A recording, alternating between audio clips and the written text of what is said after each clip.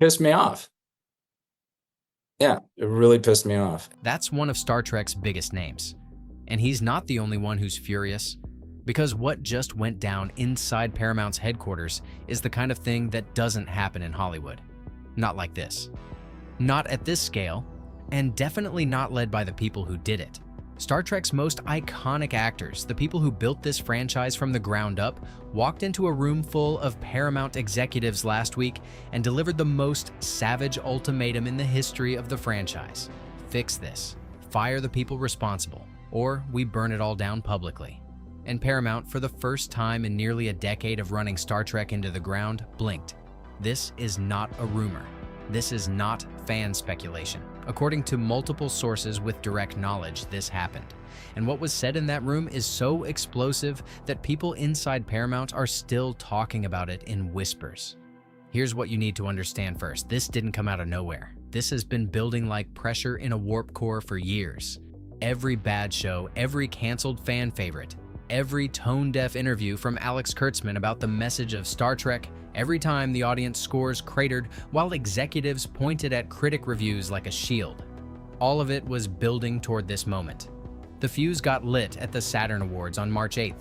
Star Trek got inducted into the Hall of Fame for its 60th anniversary. Sounds nice, right? Except what actually happened was this. William Shatner, the original Captain Kirk, 94 years old, recovering from a shattered shoulder, asked for a chair because he was in pain, and still showed up. Jonathan Frakes was there, Brent Spiner, Robert Picardo, the royalty of Star Trek, all in one room.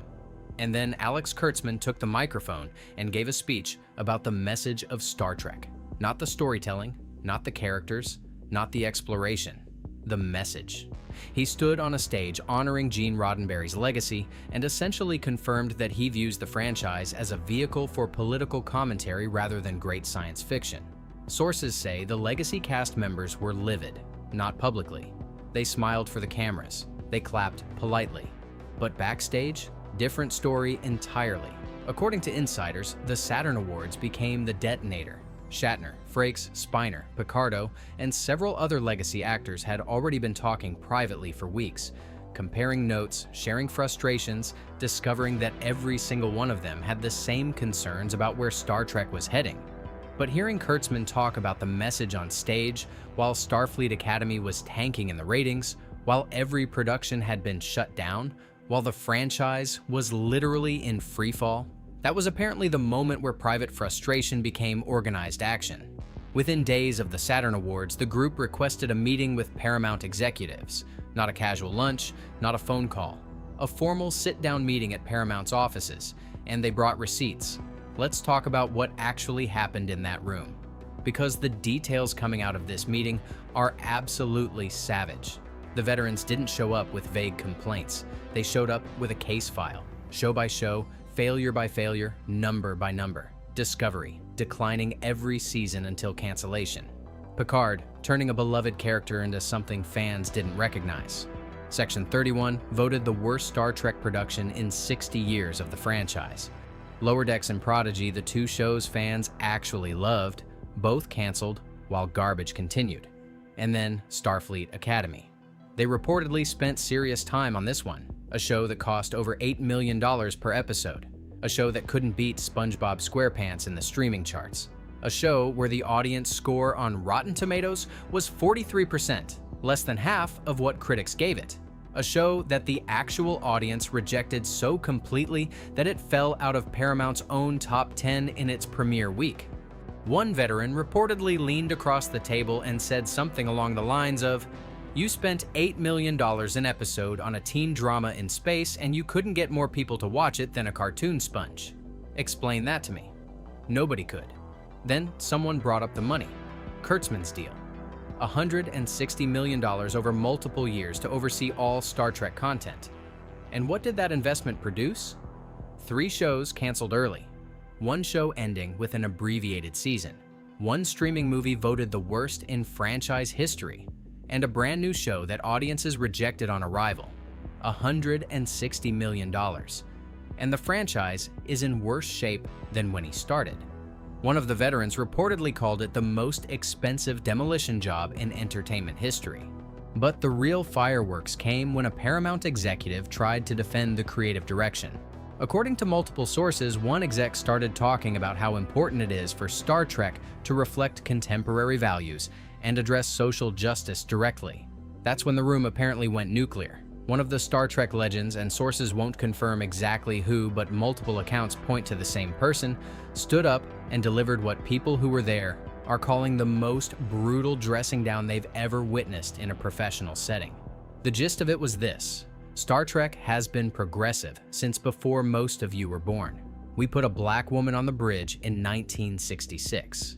We showed television's first interracial kiss. We dealt with racism, war, genocide, human rights, all of it. And we did it through brilliant storytelling that made people think instead of making them feel scolded. You don't get to lecture us about social values. We invented social values in science fiction. What you're doing isn't progressive, it's lazy. You're substituting messaging for writing because messaging is easier than actually being good. The room went dead silent. And then came the ultimatum. The veterans told Paramount they're prepared to go fully public. Not vague hints in interviews, not diplomatic non-answers at conventions. A coordinated, organized campaign using every platform they have to tell the world exactly what's happened to Star Trek and who's responsible. They threatened to boycott every Star Trek promotional event, convention, reunion, and anniversary appearance as long as the current creative leadership remains in place. Think about what that means. Star Trek's 60th anniversary is happening right now. Imagine Paramount trying to celebrate 60 years of the franchise while the actors who made it famous are publicly telling fans that the people running it are destroying it. One actor reportedly told the executives that the original Star Trek survived cancellation because the people who made it loved it enough to fight for it.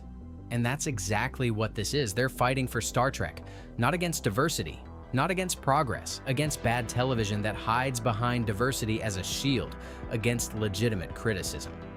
Another reportedly said something that insiders say left the deepest mark. He told the executives that Gene Roddenberry didn't create Star Trek to tell people what to think. He created it to show people what they could become. And that difference between telling and showing, between lecturing and inspiring, is exactly what the current leadership doesn't understand and apparently has no interest in learning. Now here's the part that's making Paramount executives lose sleep. The veterans aren't just threatening. They're reportedly already in contact with Skydance, the company that now owns Paramount. Back-channel conversations, informal discussions through mutual industry contacts. Nothing official, but enough for Skydance's leadership to know exactly how the franchise's own creators feel about what's been done to it. And here's why that matters. Kurtzman's contract expires at the end of this year. Insiders have been saying for months that Skydance has shown zero interest in renewing it. No conversations, no negotiations, nothing. If the legacy cast revolt gives Skydance the political cover to let that contract expire without renewal, then this meeting wasn't just actors venting. It was a coordinated kill shot aimed directly at the Kurtzman era. And based on what sources are describing as genuine panic inside Paramount, it landed. The industry gossip has been relentless. Agents are talking. Producers who have nothing to do with Star Trek are talking. Because this doesn't happen. Legacy actors don't organize revolts. They cash their convention checks and stay quiet. The fact that these people are willing to burn bridges tells you exactly how far gone they believe the situation is. One producer said, "If the people who built your house are telling you the new tenants are burning it down, you don't argue about interior decorating. You call the fire department." A DS9 veteran reportedly compared modern Trek to fan fiction, written by someone who read the Wikipedia page and thought they understood it. And the gossip detail everyone keeps repeating. After the meeting, Paramount employees who weren't in the room were apparently celebrating in the hallways. One insider said it was like the air pressure shifted in the building. The fan reaction has been exactly what you'd expect. Overwhelming support for the veterans. Social media is on fire with fans saying, "Finally, someone with actual authority is saying what we've been saying for years." The comparison keeps coming up. When random fans criticize modern Trek, they're called trolls. When the people who created Trek say the exact same thing, suddenly it's an industry crisis. Funny how that works. Even fans who defended some of the newer shows are acknowledging that when the architects of the franchise say the building is collapsing, maybe it's time to listen. The real question is what Paramount does next. Sources say the company is split. Some executives agree with every word the veterans said and want Kurtzman gone yesterday. Others are defending the current approach and insisting the cast is out of touch. But here's what should terrify the defenders. The audience agrees with the veterans. The ratings agree with the veterans. The production shutdown agrees. Chris Pine walking away agrees. Patrick Stewart's criticism agrees. Every single data point says the same thing. And now the people who created the franchise are saying it to Paramount's face with cameras ready to roll if they don't get an answer. Star Trek has survived a lot in 60 years.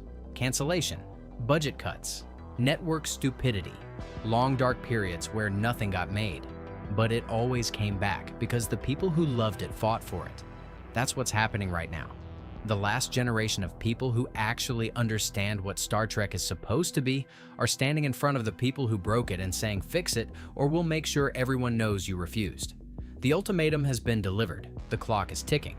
And Paramount has to decide whether to listen to the people who built Star Trek or keep defending the people who are burying it. 60 years of legacy, billions in value, millions of fans, all sitting on a knife's edge because executives couldn't tell the difference between great storytelling and a political pamphlet with a Starfleet logo on it. The legends have spoken, the fans are watching, and the next move belongs to Paramount. Make it count, because there won't be another chance.